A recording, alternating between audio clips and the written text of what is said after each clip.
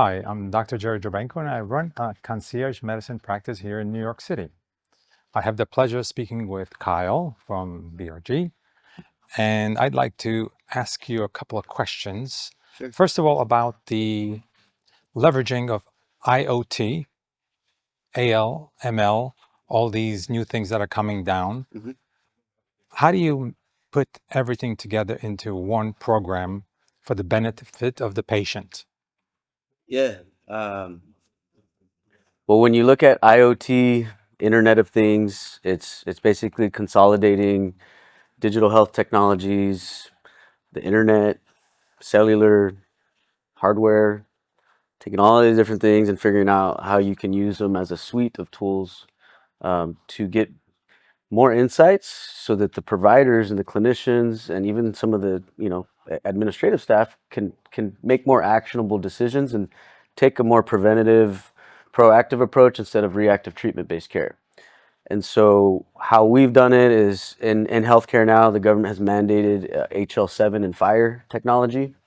FHIR is basically a code set that allows for um, the sharing and exchanging of electronic medical record data, laboratory, pharmacy, and radiological information. So it's healthcare data that you can push and pull through EMRs and different data sets through this code.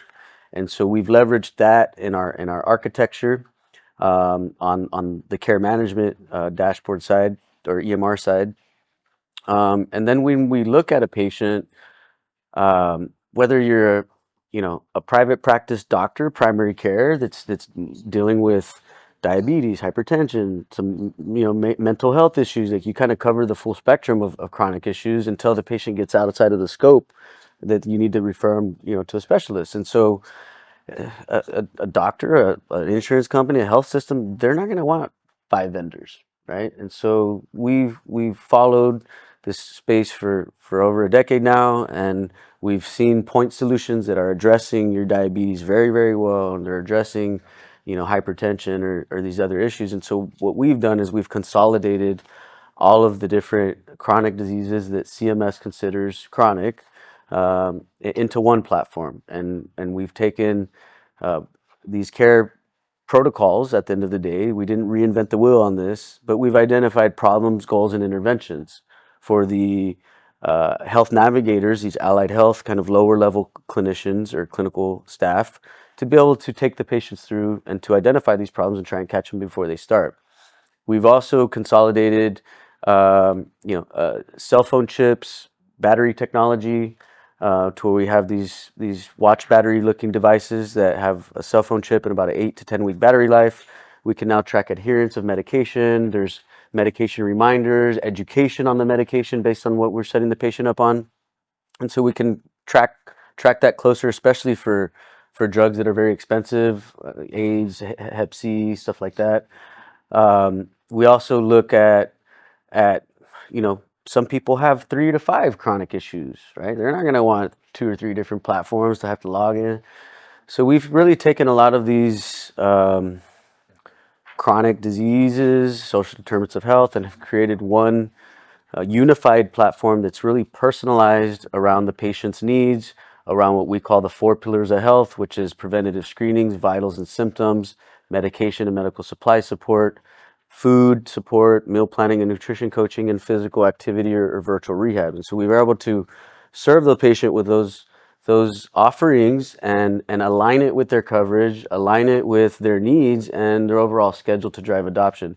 And in doing that, we've seen in the very southern tip of Texas, where statistics are at all-time low for technical literacy, for um, uh, language barriers, for chronic disease statistics and comorbidities, and we've been able to get to, we got about a 70 to 80% compliance rate from the patient and about a 80 plus to 90% adoption. So in doing that, we've leveraged different types of telephony or phone technology to where we can call the patients from their clinic phone number, from a Smart Care 360. We can change the caller IDs, change the phone numbers, and really get them, to answer the phone instead of it thinking it's a robocall. There's been other gamification, loyalty, rewards components that we've built into it to get them to do their daily care tasks. And as they're doing that, we're now able to incentivize them to drive that behavior change. And we've really, our motto for the patients is deliver happy healthcare, right? Like most people that are sick aren't the happiest, or they're not in the best mood, or they could be depressed or not knowing what to do. And so the least we can do is make it easy for the patient. And that's, I truly feel what Smart Care 360 is here to do. Did you have some challenges integrating all these components into your system? It's been a living journey. I was able to recruit in a very talented individual that was one of the founding architects of a small company called ESPN. So he's the one who's really built all the technology. We really, now that there's APIs, there's SDKs, there's Fire and HL7, you just have to architect it accordingly. So we did that from the get-go, knowing where the issues are in EMRs and building around those issues. So the problems were really started with the doctors, like getting the doctors to feel comfortable with what we're doing. Like they're referring us their patients legally, right, to help better monitor and manage them in between their office visits. And if we can't get the doctor to feel comfortable to give us at least just the minimal access that we need of demographics and insurance information and diagnosis codes, well, how are we going to deliver a service on behalf of that doctor? So over the years, we've now got hundreds of clinics using our technology. We have over 30,000 patients on the platform. We don't even have a sales department. It's been all organic. There's been no marketing dollars put at this, just development and a lot of research. And I think that's truly what it takes to build something like this. You have to have data, especially something so complex as healthcare and chronic disease management. And that's, I guess, one challenge is getting the comfort level from the provider there.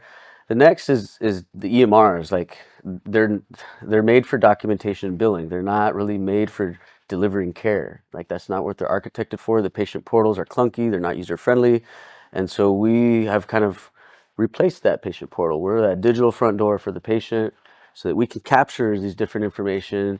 We have adaptive AI for patient intake so that we can capture any little bit of piece of information that's going to help streamline the intake for the provider and help summarize that data for the provider so that they're not digging through the EMR and going through a bunch of attachments and trying to figure out, well, why was this person here 8 months ago and whatever happened to them when they left? And so we can kind of give you a good snapshot of that, and you can have more efficient, more effective visits. You're going to be able to see more patients in a shorter period of time.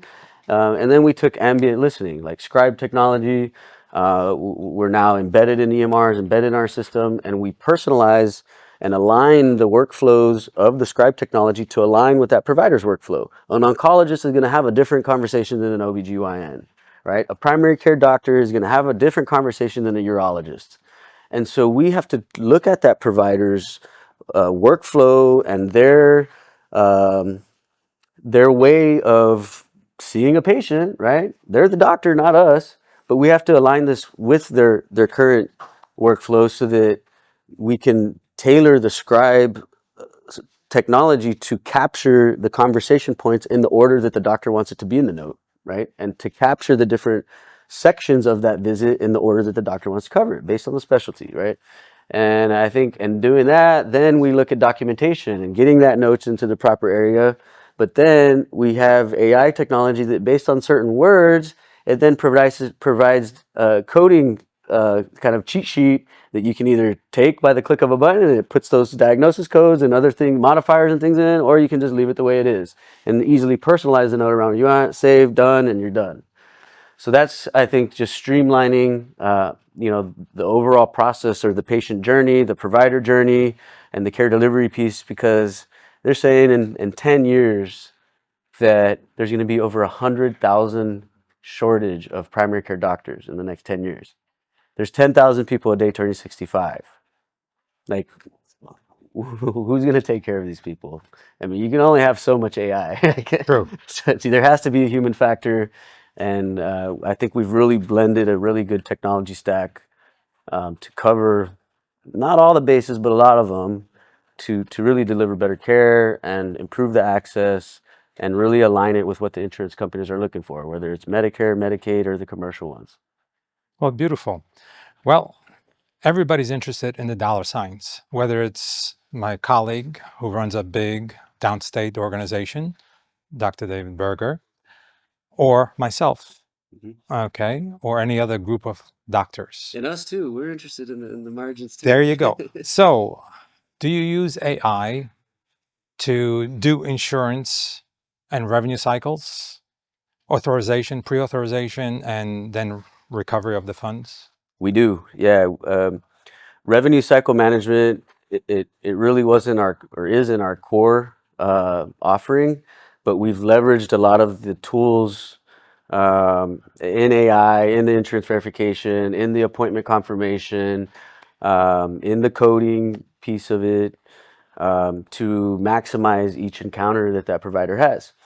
I tell doctors and healthcare executives, whether in the finance side or on the C-suite side, that insurance companies are kind of like the IRS. And they're like, what do you mean? I'm like, well, the IRS, I'm sure nobody likes to pay taxes, but if you don't file all your deductions and your expenses and travel and all these different things, you're not going to get the tax credits. Well, in healthcare, you can deliver all of this service, whether it's fee for service or value based. But if you don't enter that CPT code and you don't submit that attestation report for the value based care, the insurance company ain't going to pay you. And so we really look at this as a team effort, and I'm sure people heard of team-based care. We come in and we really help on the business, on the data analytics, on executing on the revenue cycle and collections through leveraging these technologies, and honestly helping retrain their current staff. A lot of these administrators and practices or office managers, they don't have any real formal training. They don't have a formal degree in this stuff. They don't really know how to manage very robust spreadsheets that have all these formulas and so we basically train them on how to create a weekly scorecard and tell the doctor, how many patients did you see this week? How many claims got processed? How many claims got paid? How many claims got denied? Why did they get denied? What are the top 5 denial codes? What's your current AR, accounts receivables, broken down by 30, 60, 90, 120 days? You're paying for all of these things under this roof. At least know where your money's going and that you're getting what you should get back. That's correct. In a timely manner. And so if they don't have these simple scorecards, then there's an opportunity there to help them at least get the data that you deserve, right? And so over the years, we've really morphed more into a practice transformation company where we'll come in on a fractional practice administrator role and have the doctor report up to us, and we report to the doctor, right? And we do it all on a success fee, right? We are here to bet on doctors and to bet on their patients, and we're willing to roll the dice and take the risk. And so we do everything on a success fee, value-based contract terms. There's no long-term contract, basically. You can get out at any time with a written notice. We also do it on a success fee, so we underwrite all of the costs. We don't need them to pay us anything up front. We look at this as a partnership, and that's why we're so, it's such an important thing for us to really define what objectives we're going to be delivering on, and what a success and what a failure is, because we want to keep the clients happy, because we're front loading all the costs. And we deliver all of the service, all the insurance verification, all the patient enrollments, the care delivery, the revenue cycle management, billing, collections, chasing down the denials. We do it all on a success fee, and out of the dollars that come in, the healthcare organization gets somewhere between 30 and 40 cents on the dollar. So they're making a net profit of 30 to 40% on money that they didn't make last month, on a service that they didn't do last year. And you tell me, in healthcare, what do you make a net 30%, 40% profit margin in as a doctor, and something that doesn't take any of your time, doesn't take any staff, doesn't take any space, and you don't have to pay anything out of pocket? There's not a whole lot of things that cover those or check those boxes. And so over the years, we've done a lot of work on really defining this model, this new paradigm, this contracting process to remove every barrier of entry and all of the financial risk from the equation for the provider. they've already put enough on the line. Let's help them get back to where they need to be. It is true. I think your system, your platform allows for many more doctors to continue doing their work as they should and not worry about the finances, because I know in my medical school, we never were taught anything about finance. They don't teach one accounting and finance class in medical school, I learned. Right. It's unfortunate because a lot of these practices depend on having cash flow, let's put it this way. And if you are not collecting 20-30% of your, because your staff is not familiar with insurance forms or something like that, then you're going to close down. Yep. And so there's a big pool of baby boomer doctors out there, right? They've put their life into this, right? They've literally been probably in their clinic more than they've been at their own home, right? Plus they have a student loan. Student loans, they're in debt. $200,000-$300,000 to their retirement. They don't. Right. They don't have a retirement. Right? I look at P&Ls all the time on practice because I'm investing in these clinics, or sometimes we'll even buy them. And so I have a mission to help doctors reclaim their retirement, right? Like, how are we going to do that? Well, we're going to come in and help you package up your practice so that the large health systems or the payers or whoever's buying these clinics up actually is interested in buying yours, right? If you're not profitable, if you don't have certain patient base, if you're not doing value-based care, if you're not hitting certain value metrics, they're not going to be as interested, or they're going to buy your clinic for pennies on the dollar. Let's get in a position to where we can sell it at a premium. Right? And so we do this all on a success fee. We invest, we do a broker agreement where we're your fractional practice administrator for the next 2, 3, 5, however many, whatever your retirement plan is. And we're going to help you package this thing up to sell it as high as possible for the highest multiple based on all these other things that we're going to integrate into it. And we'll get paid when we sell the clinic. That's how we structure it. Beautiful. Fractional CFO. It's a fractional administrator. Administrator. Yeah. Fractional practice administrator. Well, I thank you very much for taking that time out. Appreciate it. Yeah. And keep on doing good work. Appreciate you. Thank you for that. My pleasure.